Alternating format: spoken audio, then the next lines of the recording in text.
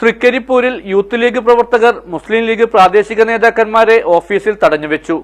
Panchayat standing committee chairman സ്ഥാനത്തെ ചൊല്ലിയുള്ള തർക്കത്തെ തുടർന്നാണ് മുസ്ലിം ലീഗ് പഞ്ചായത്ത് കമ്മിറ്റി ഭാരവാഹികളെ യൂത്ത് ലീഗ് പ്രവർത്തകർ തടഞ്ഞുവെച്ചത്. This news sponsored by Bobby Chemmanur International jewellers.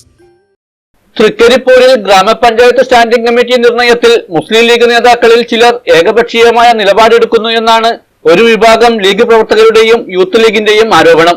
തദ്ദേശ സ്വയംഭരണ തെരഞ്ഞെടുപ്പിൽ ടൗൺ വാർഡിൽ നിന്നും വിജയിച്ച യൂത്ത് ലീഗ് നേതാവ് UP ഫായിസിനെ സ്റ്റാൻഡിംഗ് കമ്മിറ്റി ചെയർമാൻ സ്ഥാനത്തേക്ക് പരിഗണിക്കാത്തതിൽ പ്രതിഷേധിച്ചാണ് ലീഗ് ഓഫീസിൽ പ്രാദേശിക നേതാക്കന്മാരെ തടഞ്ഞുവെച്ചത്.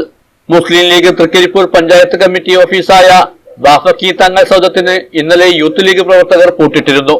പ്രശ്നം ചർച്ച ചെയ്യാൻ ഇന്ന് രാവിലെ എത്തിയ league panchayat committee president S Kunhammad, treasurer TP Ahammed Haji എന്നിവരെയാണ് വൈകുന്നേരം 3 മണിവരെ തടഞ്ഞുവെച്ചത്.